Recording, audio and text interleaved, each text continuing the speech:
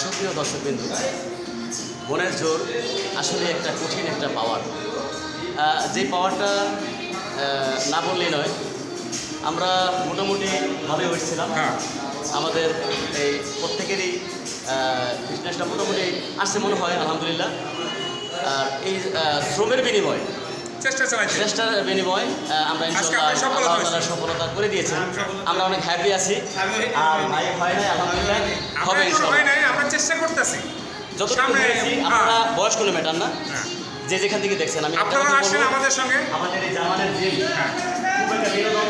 ওই জামানের আছে তো আমাদের ট্রেনার সাহেব, এই যে বড় ভাই আমাদের, সিনিয়র ভাই এমনিতে আইবেন না?